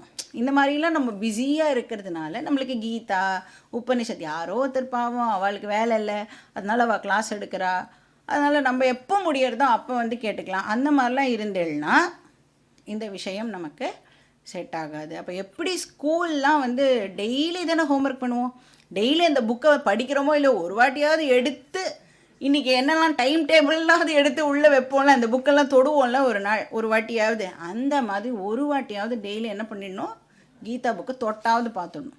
அப்படி தொடும்போது நம்மளுக்கு சரி என்ன ஸ்லோகம் போன வாரத்தில் அப்படின்னு ஒரு தாட் வரும். அப்போ அந்த பேஜை திருப்பினா அந்த ஸ்லோகத்தை படிப்போம். அர்த்தம்லாம் வந்து நம்மளுக்கு ஞாபகம் வச்சுக்க வேண்டிய அவசியம் இல்லை. அட்லீஸ்ட் இந்த ஸ்லோகத்தை படித்தா இந்த வார்த்தையை வந்து ரிலேட் பண்ணிக்கிறதுக்கு நம்மளுக்கு ஈஸியாக இருக்கும். அதனால எவ்ரி டே கிளாஸை ஒரு வாட்டி கேட்டுடணும். Revision is very very important. வாரம் வேதாந்தம் ஞாபகத்துக்கு வந்தால் வேலைக்கு ஆகாது. ஸோ இப்படி வந்து நிதித்தியாசனம் பண்ணுறதுக்குன்னே நிறைய ஸ்லோகங்கள்லாம் வந்து வேதாந்தத்தில் இருக்குது. அதில் வந்து ஒன்று வந்து என்னென்னா நிர்வாண ஷட்கம் அப்படின்னு ஆதிசங்கரர் பண்ணியிருக்கார். மனோபுத்தி அகங்கார சித்தானி நாகம், நான் வந்து அகங்காரம் கிடையாது, நான் சித்தம் இல்லை, நான் மனசு இல்லை, இப்படின்னு எல்லாம் நாமளே ரிப்பீட் பண்ணுறதுக்கு நிறைய ஸ்லோகங்கள்லாம் இருக்குது. நான் வந்து சிதானந்த ரூப சிவோகம் சிவோகம், இந்த மாதிரிலாம் நிறைய ஸ்லோகங்கள் இருக்குது. அதெல்லாம் நாம் வந்து ஃப்ரீயாக இருக்கும் பொழுது யோசித்து பார்க்கலாம். இப்போ இந்த டீச்சிங்கை பற்றி சிந்திக்கலாம். அதுக்கு பேர் நிதித்தியாசனம். இன்னும் 2 எக்ஸசைஸ் சொல்கிறார். என்னென்னா, ரெண்டாவது வந்து இந்திரிய நிகிரகா. இந்திரிய நிகிரகம்க்கு என்ன பேர்? இந்திரிய நிகிரகம்க்கு என்ன பேர்? தத்துவபோதத்தில் படிச்சிருக்கோம் நம்ம. தமக்கஹ பாஹ்யேந்திரிய சக்ஷுராதி பாஹ்யேந்திரிய நிகிரகா அப்படின்னு படிச்சிருக்கோம். ஸோ இந்திரிய நிகிரகம்னா என்ன, டிரான்ஸ்லேட் பண்ணால் என்ன அர்த்தம் அதுக்கு? இந்திரிய நிகிரகம்னா, இந்திரியம்னா ஃபர்ஸ்ட் என்னது? Sense organs. நிகிரகம்னா கண்ட்ரோல் பண்ணுறது அப்படின்னு அர்த்தம். அப்போ இந்திரிய நிகிரகம்னா சென்ஸ் ஆர்கன்ஸை கண்ட்ரோல் பண்ணுறது அப்படின்னு அர்த்தம். அப்போ சென்ஸ் ஆர்கன்ஸை ரெகுலேட் பண்ணுறது, அதை ஒழுங்குபடுத்துறது. இப்போ இந்த அறிவு வந்துடும் நம்மளுக்கு, ரிப்பீட்டடாக கேட்டுகிட்டே இருக்கிறதுனால இந்த அறிவு வந்துடும். ஆனால் இந்த அறிவை இப்போ நாம் ஸ்திரமாக ஆக்கணும் அப்படின்னு சொன்னால் அதுக்கு என்ன தேவைப்படுறதுன்னா, நம்மளுடைய இந்திரியங்களை நாம் வந்து இப்போது ரெகுலேட் பண்ணணும். அப்படின்னா இந்த அறிவு வந்து இமோஷ்னல் ஸ்ட்ரெங்க்தாக கன்வெர்ட் ஆகிற வரைக்கும் நம்ம மனசில் வந்து வயலண்ட் டிஸ்டர்பன்சஸ்லாம் இல்லாமல் நாம் வந்து பார்த்துக்கணும். இல்லைன்னா என்னாகும், ஸ்திரமாக ஆகவே ஆகாது. இப்போ எப்படி இருக்குன்னா, இந்த ஞானம் இப்போ எப்படி அப்படின்னா ஒரு குட்டி செடி மாதிரி இந்த அறிவு வந்துடுது நம்மளுக்கு. ஆனால் எப்படி இருக்குன்னா குட்டி செடி மாதிரி இருக்குது. இப்போ இந்த குட்டி செடியை வந்து வெளியில் இருக்கிற எந்த இதுவும் வந்து மாடோ இதுவோ ஆடோ சாப்பிடக்கூடாதுன்னா என்ன பண்ணணும்? அந்த வேலிலாம் போடணும்ல, அந்த வேலி தான் இப்போ இந்திரிய நிகிரகம். அப்படின்னா என்ன அர்த்தம்? சென்ஸ் ஆர்கன்ஸை அங்கெல்லாம் சுத்த விடக்கூடாது. ஒன்ஸ் அது வந்து ஒரு கொஞ்சம் ஒரு மரமாக ஆயிடுத்து அப்படின்னா அதுக்கப்புறம் நாம் கவலைப்பட வேண்டாம். ஸோ அந்த மரம் ஆகிற வரைக்கும் வயலண்ட் இமோஷன்ஸுக்கு நாம் வந்து இடம் கொடுக்கக்கூடாது. அப்போ இமோஷன்ஸ் எது மூலமாக வருது நமக்கு? சென்ஸ் ஆர்கன்ஸ் மூலமாக தான் இமோஷன்ஸ் க்ரியேட் ஆகுது. ஏன்னா சென்ஸ் ஆர்கன்ஸ் தான் என்ன பண்ணுறது, வேர்ல்டை கான்டாக்ட் பண்ணுறதுக்கு நமக்கு ஒரு கேட் வேயாக இருக்குது. இல்லை என்ன பேசுகிறா அப்படின்னு எதை வச்சு கேட்குறோம்? என்னை பற்றி என்ன பேசுகிறா அப்படின்னு எதை வச்சு கேட்குறோம்? அதே காதை வச்சு தான் கேட்குறோம் இல்லையா? அப்போ அந்த சென்ஸ் ஆர்கன்ஸை நாம் வந்து பத்திரமாக பார்த்துக்கணும். சப்த ஸ்பரிஷ ரூப ரச கந்த, இப்படி 5 விதமான உலக விஷயங்கள் நம்மளுடைய இந்திரியங்கள் மூலமாக தான் என்டர் பண்ணுறது. இப்போ நாம் மாட்டுக்கு கண்ட இடத்துல காதை கொடுத்தோ கண்ட விஷயங்களை பார்த்தோம் அப்படின்னு சொன்னால் என்ன ஆகும்? சரமாரியாக எல்லாம் நம்மளோட மைண்டுக்குள்ளே என்டர் பண்ணி நம்மளோட மைண்டை அது டிஸ்டர்ப் பண்ணிடும். அப்போ எது எல்லாம் வந்து என் மனசை பாதிக்கும்னு நமக்கு தோன்றதோ அதுக்கிட்ட எல்லாம் போகாமல் இருக்கிறது உச்சிதம். அந்த ஞானம் வந்து ஸ்திரம் ஆகிற வரைக்கும் அந்த இப்போ இவா கிட்ட பேசினா இவா வந்து என்னை ஹர்ட் பண்ணுவா, அதனால் அனாவசியமாக போய் நாமளே போய் மாட்டிக்க கூடாது அப்படின்னு உங்களுக்கு தோணிட்டுனா அந்த பர்சன்கிட்ட பேசுகிறதை நாம் கம்மி பண்ணிக்கணும். இப்போ எல்லாரையும் அவாய்ட்லாம் பண்ண முடியாது, பட் நமக்கு தெரியும்ல இவ்வளோ பேசினா பிரச்சனை வராது, இவ்வளோ பேசிட்டா பிரச்சனை வரும் அப்படின்னு தெரியும் இல்லையா, அதெல்லாம் நாம் வந்து கண்ட்ரோல் பண்ணணும். இப்போ எப்போவும் யாரோடையும் எந்த ஆர்கியூமெண்ட்டும் வச்சுக்கவே கூடாது. யாராவது ஆர்கியூ பண்ண வரா அப்படின்னாலும் என்ன பண்ணிடணும், நீ தான் கரெக்டு, நீ தான் கிரேட்டு, என்னை விட்டுடு அப்படின்னு யார் எஸ்கேப் ஆகி வராளோ அவள் தான் ஆக்சுவலி இன்டெலிஜென்ட் பர்சன். ஏன்னா சில பேர் வந்து ஒன்றுமே இல்லாத விஷயத்துக்கு கூட பெருசாக ஆர்கியூ பண்ணுவாள். ஏன்னா ஆர்கியூமெண்ட்டில் என்ன ஆகிறது அப்படின்னா, இப்போ ஏதோ பேசுகிறோன்னு வச்சுக்கோங்களேன், என்ன விஷயத்தை கம்யூனிகேட் பண்ணணும் அப்படிங்கிறதே மிஸ் பண்ணிட்டோ இவன் என்ன சொல்லுவா, அதுக்கு நான் என்ன கவுண்டர் கொடுக்கறது, அப்புறம் அவள் எப்படி யோசிப்பா, நீ என்ன சொல்ல போகிற, அதுக்கு நான் என்ன கவுண்டர் கொடுக்கறது. அப்போது ஆர்கியூமெண்ட்டு வந்து ஆக்சுவலாக நம்ம பேசினோம் அப்படின்னு சொன்னால் அது வந்து ரெண்டு பேருக்குமே உபயோகமான ஒரு நாலேஜ் பரிமாற்றமாக இருக்கணும்ல. ஆனால் ஆர்கியூமெண்ட்டில் என்ன ஆகும்னா, ஆர்கியூமெண்ட் ப்ரொடியூசஸ் ஹீட் தேன் லைட் அப்படின்னு சின்மயானந்த சுவாமிஜி சொல்கிறார். நீ பேசணும், நீ வந்து ஏதோ ஒரு விஷயத்தை கம்யூனிகேட் பண்ணணும்னா அது அந்த பர்சனுக்கு பிரயோஜனப்படுற ஒரு விஷயமா இருக்கணும். இல்லை இன்னொருத்தர்கிட்டேருந்து நீ எதையாவது தெரிஞ்சுக்கிறேன்னா உனக்கு அது பிரயோஜனமாக இருக்கணும். பட் ஆர்கியூமெண்ட்டில் ரெண்டு பேருக்கும் எந்த பிரயோஜனமும் இருக்காது. நம்ம எல்லாருக்கும் தேவை லைட்டு, நாட் ஹீட்டு. அதனால ஆர்கியூ பண்ணுறதை மேக்ஸிமம் நாம் வந்து அவாய்டு பண்ணிடணும். அதனால் ஜென்ரலாக வந்து இந்த வாய் தான் சும்மா இருக்குமா, நமக்கு யாரையாவது பார்த்தா ஏதாவது ஒன்று தெரியாமல் சொல்லிடுவோம், அதுக்கப்புறம் போய் அவள் பின்னாடி நிற்க வேண்டியதாக இருக்கும். அதனால் வாயை கண்ட்ரோல் பண்ணணும். அப்புறம் மூணாவது எக்ஸசைஸ் வந்து என்னது, இந்திரிய நிகிரகம்னா ஆப்வியஸாக என்னவோ இருக்கும், மனோ நிகிரகம். மனோ நிகிரகம்னா மைண்ட் கண்ட்ரோல். மனசில் உற்பத்தி ஆகிற எண்ணங்களை இப்போ நாம் வந்து ரெகுலேட் பண்ணணும். இப்போ வந்து ஆர்கியூமெண்ட்டு நடக்கிறதா இருந்தது, சரியா, ஆர்கியூமெண்ட் வரா மாதிரி இருந்தது. இப்போ தானே நீங்கள் வந்து இந்திரிய நிகிரகம்னு சொன்னேன், ஆர்கியூலாம் பண்ணக்கூடாதுன்னு சொன்னேன் இல்லையா. அதனால் நான் என்ன பண்ணிட்டேன், இன்டெலிஜென்ட்டாக வந்து ஆர்கியூ பண்ணாமல் எழுந்து வந்துவிட்டேன். சரி, அதுக்கப்புறம் என்ன பண்ணேன், அதையே பற்றி யோசிச்சுட்டு இருந்தேன் அப்படின்னா அதுவும் வேஸ்ட்டு. ஆர்கியூ பண்ணாமல் எழுந்து வந்தாச்சு, ஓகே, ஆனால் அதை பற்றியே யாராவது திருப்பி திருப்பி யோசிச்சுட்டு இருப்பாளோ, எவ்வளோ டைம் வேஸ்ட்டு, எவ்வளோ எஃபர்ட் வேஸ்ட் அதுக்கு. அதனால அந்த விஷயங்களை மறுபடியும் ரீப்ளே பண்ணி பார்க்கக்கூடாது. இப்போ வந்து ஃபார் எக்ஸாம்பிள் ஒருத்தர் வந்து உங்களை இடியட்டுன்னு திட்டான்னு வச்சுக்கோங்களேன், திட்டுறா இடியட் அப்படின்னு, அப்போ கூட நம்மளுக்கு ஆக்சுவலாக கோவமே வராது. ஏன்னா ரெஜிஸ்டர் ஆகிறதுக்கு கூட சரி ஏதோ சொல்கிறா அப்படின்னு தான் இருக்கும். எப்போ கோபம் வரும், ரீப்ளே பண்ணி பார்க்கும் பொழுது தான், அதுவும் இவன் என்ன இடியட்டுன்னு திட்டானா, இடியட்டுன்னு திட்டினது தப்பு தான், ஆனால் நாம் என்ன பண்ணுவோம் அப்போ கூட, இந்த பர்சன் எப்படி என்னை இடியட்டுன்னு திட்டலாம் அப்படின்னு அவளை பற்றி திருப்பியும் யோசிக்க தான் அது வந்து நம்மளுக்கு பெரிய பிரச்சனையை ஏற்படுத்துறது. அப்போ ஒரே செகண்டில் எந்த ஒரு ஈவெண்ட் வேணும்னாலும் நமக்கு வயலண்ட் இமோஷன்ஸை க்ரியேட் பண்ணிட முடியும். இப்போ நம்மளோட லைஃப்பில் நடக்கிற ட்ராஜிக் இன்சிடெண்ட் கூட என்னது, முதல்ல எப்படி ஒரு விஷயத்தை வந்து நம்ம ரிசீவ் பண்ணுறோம் அப்படின்னா ஃபஸ்ட்டு அதை வந்து ஒரு இன்ஃபர்மேஷனாக தான் நம்ம ரிசீவ் பண்ணுறோம். ஏன்னா புத்தி என்ன பண்ணுறதுன்னா காக்னிட்டிவாக தான் அந்த விஷயத்தை வந்து உள்வாங்கிறது. அதுக்கப்புறம் அந்த மனசு இருக்குது பாருங்க, அந்த இன்ஃபர்மேஷனை ரிசீவ் பண்ணினதுக்கு அப்புறம் அந்த மனசு என்ன பண்ணுறது, மறுபடியும் அதை சிந்திச்சு அதை வந்து ஒரு பவர்ஃபுல் இமோஷனாக அந்த மனசு வந்து அதை கன்வெர்ட் பண்ணுறது. அப்போ கோபம், ஃப்ரஸ்ட்ரேஷன், டிப்ரெஷன் இதெல்லாம் வந்து மனசு தான் திருப்பி அதை யோசித்து பார்த்து க்ரியேட் பண்ணுறது. அப்போ ஒரே ஒரு தாட் வந்து என்றைக்குமே இமோஷன் ஆகாது. ஃபஸ்ட்டு வாட்டி வர தாட்டு உங்களுக்கு எந்த விதமான இமோஷனையும் க்ரியேட் பண்ணாது. பட் அந்த தாட்டையே நீங்கள் மறுபடியும் ஓட்டிகிட்டே இருந்தேன்னா அது விதவிதமான இமோஷன்ஸாக உங்களுக்கு க்ரியேட் ஆகிறது.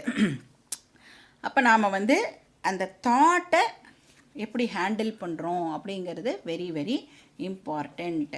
அப்போ அந்த மாதிரி வேண்டாத ஒரு தாட் வந்ததுன்னா இமீடியட்டாக இப்போ நம்மளுக்கு கை வந்த ஒரு ராம ஜபம் இருக்குது, எல்லாரும் வந்து இப்போது ராமநாமத்தை வந்து சொல்லிட்டு இருக்கோம் இல்லையா, அது மாதிரி வேண்டாத தாட் வந்ததுன்னா இம்மீடியட்டாக என்ன பண்ணணும், அது போகிறதுக்கு ராமநாமத்தை வந்து நாம் சொல்ல ஆரம்பிச்சோம். இப்போ அந்த ஜபம் நீங்கள் பண்ண ஆரம்பிச்சிட்டு அப்படின்னு சொன்னால் வேண்டாத வந்ததில் ஒரு தாட் அது ஆட்டோமேட்டிக்காக அப்படியே போயிடும். இப்போ நீங்கள் எத்தனை வாட்டி ராமநாமம் சொல்லலாம், அப்போலாம் என்ன அர்த்தம், வேண்டாத தாட் அவ்வளோ வாட்டி வந்திருக்கு அப்படின்னு நாம் வந்து அண்டர்ஸ்டாண்ட் பண்ணிக்கலாம். ஸோ இந்த மாதிரி வந்து மனோ நிகிரகம் இஸ் வெரி வெரி இம்பார்ட்டன்ட். நம்ம வந்து படிச்சிருக்கோம் தாட் டிஸ்பிளேஸ்மெண்ட் ஸ்கில் அப்படின்னு அதை ஞாபகம் வச்சுக்கலாம். டிடிஎஸ் அப்படின்னு அதை சொல்லுவோம். வேதாந்தாவில் டிடிஎஸ்னால் தாட் டிஸ்பிளேஸ்மெண்ட் ஸ்கில். அப்போ இந்திரிய நிகிரகா மனோ நிகிரகா இதை நாம் ப்ராக்டிஸ் பண்ணினோம் அப்படின்னு சொன்னால் நமக்கு வயலண்ட் இமோஷன்ஸ் எல்லாம் ஏற்படாது. இப்போ மைண்டு வந்து காமாக ஸ்டடியாக இருக்கும் பொழுது இந்த அறிவை நம்மளால் வந்து அப்சர்வ் பண்ணிக்க முடியும். அசிமிலேட் பண்ணுறதுக்கு இந்த காம் மைண்ட் வந்து ஹெல்ப் பண்ணும். இந்த ஊர்கா மாதிரி இப்போ இந்த ஞானம் நமக்குள்ள ஊறணும். நம்மக்கிட்ட இருக்கிற அத்தனை செல்லையும் இந்த ஞானமானது இப்போ வந்து ஊறணும். அப்போ தான் வந்து நமக்கு இந்த ஞானம் ஹெல்ப்ஃபுல்லாக இருக்கும். ஸோ இப்படி 3 சாதனா சொல்லப்படுறது: நிதித்தியாசனம், இந்திரிய நிகிரகம், மனோ நிகிரகம். இந்த 3ல் கிருஷ்ணர் வந்து இப்போது இந்திரிய நிகிரகம் பற்றி இங்கே ஹைலைட் பண்ணுறார். ஸோ 58 to 61 4 ஸ்லோகம் வந்து ஃபார் இந்திரிய நிகிரகம். இதெல்லாம் யாருக்கு இப்போ சொல்லிட்டு இருக்கார்? யார் பிரக்ஞா ஆயிட்டா ஆனால் இன்னும் ஸ்தித பிரக்ஞாவா ஆகலையோ அவளுக்கு சொல்லிட்டு இருக்கார். அப்போ ஸ்தித பிரக்ஞாக்கு இந்திரிய நிகிரகம் தேவைப்படுமா? ஸ்தித பிரக்ஞாக்கு இந்திரிய நிகிரகம் தேவைப்படுமானா தேவைப்படாது. யாருக்கு தேவை? பிரக்ஞா. அவன் ஸ்தித பிரக்ஞனா ஆகணும்னா அவனுக்கு இந்த சாதனா எல்லாம் தேவைப்படுறது. ஸோ இந்த இந்திரிய நிகிரகம்க்கு கிருஷ்ணர் வந்து ஒரு பியூட்டிஃபுல் எக்ஸாம்பிள் கொடுக்குறார். என்ன எக்ஸாம்பிள் கொடுக்குறார் அப்படின்னா, ஒரு ஆமையை எக்ஸாம்பிளாக கொடுக்குறார். அந்த ஆமைக்கு மற்ற மிருகத்துக்கெல்லாம் இருக்கிற மாதிரி தன்னை பாதுகாத்துக்கிறதுக்கு ஏதாவது முள்ளோ இல்லை விஷமோ அந்த மாதிரிலாம் ஏதாவது இருக்கான்னா இல்லை. ஆனால் அதுக்கு பதிலாக பகவான் என்ன கொடுத்துருக்கான்? ஒரு ஓடு கொடுத்துருக்கான். அப்போ அந்த ஓடு வந்து வெரி வெரி ஹார்டு. எந்த அனிமல்னாலையும் அதை வந்து அட்டாக் பண்ணவே முடியாது.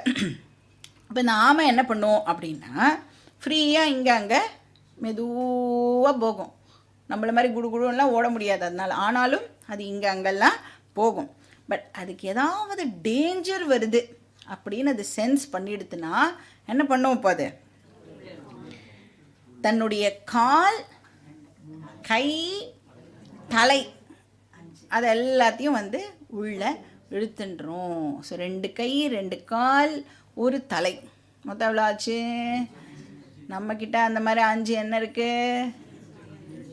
Sense organs. அப்போ கிருஷ்ணர் என்ன சொல்ல வரார்?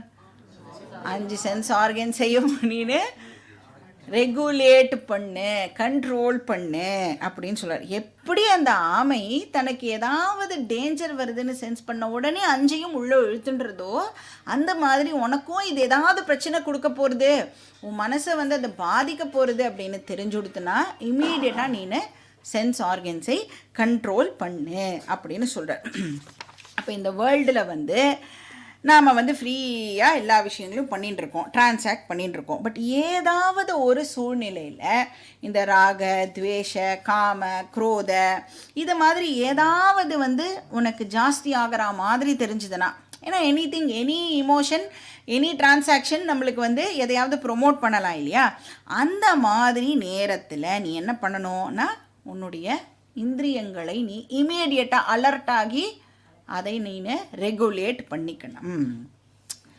ஒன்ஸ் நாம் வந்து அலர்ட்டாக இல்லாமல் அதுக்குள்ளே போயிட்டோம் அப்படின்னா அதுலேருந்து வெளியில் வர்றதுக்கு ரொம்ப ரொம்ப கஷ்டமாயிடும். அது வந்து இந்த டூத் பேஸ்ட்டில் வந்து பேஸ்ட் வெளியில் வந்துடுதுன்னா உள்ளே போட முடியுமா? ட்ரை பண்ணி பார்த்துருக்கலாம் நீங்கள்? போடவே முடியாது. Very very difficult. அந்த மாதிரி அலர்ட்டாக இல்லாமல் விட்டுட்டேன்னா அதை வந்து சரி பண்ணுறதுக்கு ரொம்ப ரொம்ப கஷ்டமாயிடும். ஸோ இங்கே என்ன சொல்கிறார், கூர்மகா அங்காணி சம்ஹரத்தே, கூர்மகான ஆமை, சம்ஹரத்தேனா வித்ரா பண்ணிக்கிறது, உள்ளே இழுத்துக்கிறது, சர்வஷா அப்படின்னா எல்லா டைரக்ஷன்ஸ்லேருந்தும்.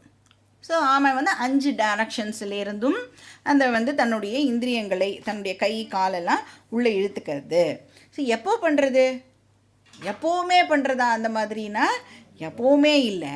இப்போ எப்போவுமே கண்ணை மூடிட்டு நடக்க முடியுமா, எப்போவுமே வாயை மூடிட்டு பேச முடியுமா, பண்ண முடியாது இல்லையா. இப்போ எப்போ டிஸ்டர்பன்ஸ் ஏற்படுற மாதிரி இருக்கோ அப்போ நாம் வந்து அலர்ட்டாக அதை வந்து இது பண்ணிக்கணும். இப்போ நம்ம வந்து ஏதோ ஒரு டிவி ப்ரோக்ராம் பார்க்குறோன்னு வச்சுக்கோங்களேன், அந்த டிவி ப்ரோக்ராம் வந்து நம்மளோட மனசை வந்து அஃபெக்ட் பண்ணுற மாதிரி இருந்ததுன்னா இமீடியட்டாக ஸ்டாப் பண்ணிவிட்டு வெளியில் வந்துடணும். இல்லை பார்க்கலாம், என்ன தான் ஆறுதுன்னு பார்க்கலாம் அப்படின்னு விட்டு பார்த்தேன்னா அது மனசை வந்து பாதித்து ஒரு 2-3 டேஸ் அந்த விஷயத்துலேருந்து வெளியில் வரத்துக்கு உங்களுக்கு ரொம்ப ரொம்ப கஷ்டமாக இருக்கும். அதனால் எப்போ அது வந்து டெஃபினட்டாக நம்மளோட மனசு சிக்னல் கொடுக்கும், இது வந்து நம்மளை அஃபெக்ட் பண்ண போகிறது அப்படின்னு தெரிஞ்ச உடனே நாம் வந்து அதிலேருந்து வெளியில் வந்துடணும். எப்படி கூர்மகா வித்ரா பண்ணுறதோ அது மாதிரி இந்திரியா நீந்திரியார் தேபியா, இந்திரிய அர்த்தேபியா.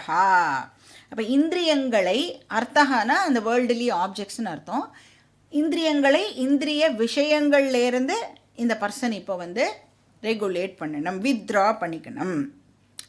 எந்த ஒரு கெட்ட விஷயத்துக்கும் ஃபஸ்ட்டு தடவை நோ சொல்கிறது ரொம்ப ரொம்ப ஈஸி. முதல்லையே இது எனக்கு வேண்டாம் அப்படின்னு சொல்கிறது ரொம்ப ரொம்ப ஈஸி. ஏன்னா அந்த ஃபஸ்ட்டு வாட்டி நோ எப்படி சொல்கிறேன்னா என்னுடைய வில்லிலேருந்து, அவுட் ஆஃப் மை ஸ்ட்ரென்த் அது எனக்கு வேண்டான்னு சொல்கிறேன். பட் ஃபஸ்ட்டு வாட்டி சொல்ல விட்டுட்டேன், ஒரு வாட்டி அது வந்து எனக்கு ப்ராக்டிஸ் ஆகிடுது, 2வது வாட்டி ஆகிடுது, 3வது வாட்டி ஆகிடுது, இந்த அடிக்ஷன் ஆகிடுது அப்படின்னு சொன்னால் அதுலேருந்து வெளியில் வர்றது ரொம்ப ரொம்ப டிஃபிகல்ட். இப்போ நம்ம எல்லாருக்குமே என்ன அடிக்ஷன் இருக்கு, ஃபோன், வாட்ஸ்ஆப், ரீல்ஸ், ஷார்ட்ஸ், அந்த அடிக்ஷன்லாம் இருக்குல்ல. ஃபஸ்ட்டு வாட்டியே அது வந்து நம்மளுக்கு ஒத்து வராது. இது வந்து நம்மளை அடிக்ட் பண்ணுற மாதிரி இருக்குன்னு நம்ம தெரிஞ்சுட்டு வெளியில் வந்துட்டோன்னா ஓகே. இல்லைன்னா இப்போ என்ன பண்ணிகிட்டு இருக்கோம், நெக்ஸ்ட் என்ன வருது அப்படின்னு பார்த்துட்டே போகிறோன்னா அதுலேருந்து வெளியில் வர்றது வந்து ரொம்ப ரொம்ப கஷ்டம். அந்த ராமாயணத்தில் வர வாலி மாதிரி தான் அடிக்ஷன்லாம். முதல் வாட்டியே நோ சொல்லிட்டோன்னா வாலி முன்னாடியே இல்லை நம்மக்கிட்ட, அதனால ஈஸியாக நாம் வின்னோவர் பண்ணிடலாம். அடிக்ஷன் வந்துடுதுன்னா இப்போ value is equal to addition அப்படின்னா என்ன ஆகிடும், நான் எவ்வளோ எஃபர்ட் போட்டாலும் வாலி என்ன பண்ணுவான், தனக்கு முன்னாடி இருக்கிறவா வந்து அவகிட்டேருந்து பாதி சக்தியை வாலி வந்து எடுத்துட்டுருவான். இப்போ அடிக்ட் ஆகிட்டோம் அப்படின்னு சொன்னால் நம்மளுடைய வில் பவர்லாம் போகவே போகாது. ஏன்னா பாதி வில் பவர் ஆல்ரெடி அடிக்ஷன் வந்து என்கிட்டேருந்து வாங்கிடுறது. அப்புறம் என்கிட்ட இருக்கிற கொஞ்சோண்டு அந்த பேட்டரியில் இருக்கிற 10% வச்சு நான் வந்து அதோட சண்டை போட்டேன் அப்படின்னு சொன்னால் என்னால் வந்து ஜெயிக்க முடியாது. அதனால் இந்திரிய நிகிரகம் ஃபஸ்ட்டு டைமே வந்து நம்மளுக்கு நோ சொல்கிறதுக்கு தெரியணும். ஸோ யஹ இந்திரியாணி இந்திரியார்த்தேபியா சம்ஹரதே தஸ்ய பிரஜா பிரதிஷ்டிதா பவதி, அவனுடைய ஞானம் ஸ்திரமாகிறது அப்படின்னு சொல்கிறார். இப்போ பிரக்ஞாவோட நாலேஜ் வந்து ஸ்திரமாகிறது அப்படின்னு சொல்கிறார். அடுத்த ஸ்லோகம், ஸ்லோகா நம்பர் 59. விஷயா வினிவர்த்தந்தே நிராஹாரஸ்ய தேஹினஹ ரசவர்ஜம் ரசோப்யஸ்ய பரம் திருஷ்ட்வா நிவர்த்ததே. இப்போ இங்கே என்ன சொல்கிறார் கிருஷ்ணர், எந்த அடிக்ஷனை எடுத்துட்டாலும் அது வந்து 2 விதம் அப்படின்னு சொல்கிறார். ஒன்று வந்து சென்சரி அடிக்ஷன், இன்னொன்று வந்து மென்டல் அடிக்ஷன். இப்போ மென்டல் அடிக்ஷன் தான் ரொம்ப ரொம்ப டீப்பு, அதை ரிமூவ் பண்ணுறது தான் ரொம்ப கஷ்டம். இப்போ வந்து ஒரு பர்சன் இந்திரியத்தை ரெகுலேட் பண்ணிட்டாலும் மென்டலாக அடிக்ட் ஆகியிருந்தா அப்படின்னு சொன்னால் அதுலேருந்து வெளியில் வர்றது டிஃபிகல்ட் அப்படிங்கிறத இங்கே சொல்கிறார்.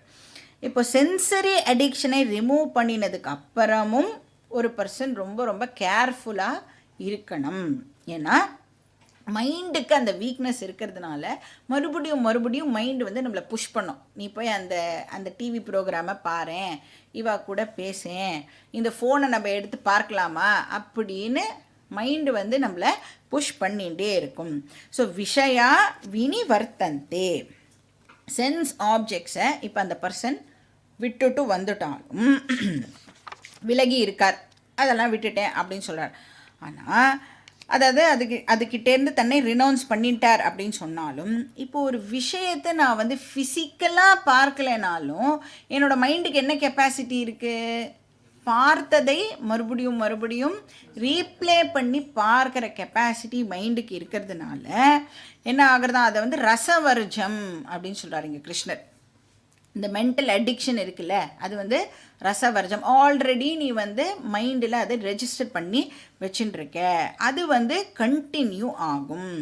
இப்போ நம்ம வந்து ஆசிரமத்திலேயே போய் உட்கார்ந்துண்டா கூட வீட்டு ஞாபகம் வருமா வராதா? அது பேர் ரசவர்ஜம். இப்போ வந்து சந்நியாசியிலேயே நாம் வந்து பார்த்தோம், 3rd சாப்டர் படிக்கும் பொழுது என்ன பார்த்தோம், ஃபிசிக்கலாக இந்த காவி வேஷ்டி அதெல்லாம் வந்து போட்டுட்டாலும் மனசு வந்து இந்த விஷயங்களெல்லாம் நான் மிஸ் பண்ணுறேன் அப்படின்னு நினச்சிதுன்னா அவள் வந்து சன்னியாசி அப்படின்னே நம்மளால் வந்து சொல்ல முடியாது இல்லையா? அப்போ ஒரு பர்சன் இந்த வேர்ல்டுலேயே இருந்துட்டு மெச்சூரிட்டியோட எந்த ஒரு விஷயத்துக்கும் அடிமை ஆகாமல் இருக்கணும். சரி, அதுக்காக நான் வந்து இப்போது சப்ரெஸ் பண்ணிட்டா, நான் வந்து இது பார்க்க மாட்டேன், இதை கேட்க மாட்டேன், இவாளோட பேச மாட்டேன் அப்படின்னு நான் என்னை சப்ரெஸ் பண்ணிக்கலாமான்னா சப்ரெஸ் பண்ணுறது இட்ஸ் வெரி வெரி டேஞ்சரஸ். அதுவும் பண்ணக்கூடாது. அப்போ என்ன பண்ணணும், அதுலேருந்து வெளியில் வரணும், நாலேஜோட வெளியில் வரணும். புத்தி ஃபஸ்ட்டு தெரியணும், புத்தி மனசுக்கு அந்த விஷயத்தை சொல்லி அதுலேருந்து வெளியில் வரணும். க்ரோயிங் அவுட் அப்படின்னு சொல்லுவாள்ல, அது மாதிரி அதுலேருந்து நாம் வெளியில் வரணும். அப்போ அதுலேருந்து வெளியில் வர வரைக்கும் அந்த ரசவர்ஜம் கண்டினியூ ஆகும் அப்படின்னு நீங்கள் சொல்கிறார். அந்த டிசையர் வந்து அந்த அர்ஜ், அந்த தவிப்பு, அது எனக்கு வேணும் அப்படிங்கிறது மனசு வந்து கேட்டுண்டே இருக்கும். ஆனால் அதுலேருந்தும் நாம் வந்து வெளியில் வரணும். அஸ்ய ரசகா அப்படி நிவர்த்தந்தே, அந்த மென்டல் அடிக்ஷன்லேருந்தும் நாம் வெளியில் வரணும். எப்போ அந்த மென்டல் அடிக்ஷன் நம்மளை விட்டு போகும், அந்த ஆப்ஜெக்ட்லேருந்து நமக்கு ஒரு ஆனந்தம் கிடைக்கிறதுன்னு நினைக்கிறோம்ல, அந்த ஆனந்தத்தை விட ஆத்மானந்தம் சுப்பீரியர் அப்படிங்கிற அறிவு நமக்கு வரும் பொழுது பாக்கி எல்லாமே ரொம்ப ரொம்ப இன்சிக்னிஃபிகண்ட்டாக நாம் கன்சிடர் பண்ண ஆரம்பிப்போம். ஸோ அஸ்ய ரசகா அப்படி நிவர்த்தந்தே அப்படின்னா இங்கே என்ன சொல்கிறார், ஸ்பிரிச்சுவல் ஆனந்தத்தை டிஸ்கவர் பண்ணுற வரைக்கும் இந்த ரசகா கண்டினியூ ஆகும். பரம் திருஷ்டுவா, பரம்னா இந்த இடத்துல வந்து self knowledge, highest self knowledge, ஆத்ம ஞானத்தை அசிமிலேட் பண்ணினா, திருஷ்டுவான்னா வந்து திருதீகரணம், திருடமாக ஆக்கினதுக்கு அப்புறம் பாக்கி எல்லா சென்ஸ் ப்ளஷர்ஸும் இப்போ எப்படி ஆகிடும்னா இன்சிக்னிஃபிகண்ட்டாக ஆகிடும். முன்னாடி பார்த்தோம் இல்லையா, அந்த நிலத்தடியில் ஜலம் இருக்கும் பொழுது நான் வந்து கார்ப்பரேஷன் வாட்டருக்காக வெயிட் பண்ண மாட்டேன், என்கிட்டேயே அந்த ஹாப்பினஸ் இருக்கும் பொழுது நான் எக்ஸ்டர்னல் விஷயங்களை வந்து டிபெண்ட் பண்ண மாட்டேன். அப்போ ஞானி வந்து இந்த வேர்ல்டையும் என்ஜாய் பண்ணுவார், வேர்ல்டில் எதுவுமே அவர்கிட்ட இப்போ இல்லை அப்படின்னா அதுவும் அவரை அஃபெக்ட் பண்ணாது அப்படின்னு இந்த ஸ்லோகம் சொல்கிறது. பாக்கி டீட்டெயில்ஸ் நம்ம நெக்ஸ்ட் கிளாஸ்லேயே பார்க்கலாம். ஓம் பூர்ணமதః பூர்ணமிதம் பூர்ணாத் பூர்ணமுதச்யதே பூர்ணஸ்ய பூர்ணமாதாய பூர்ணமேவாவசிஷ்யதே. ஓம் சாந்தி சாந்தி சாந்தி. हरिः ॐ श्री गुरुभ्यो नमः. हरिः ॐ.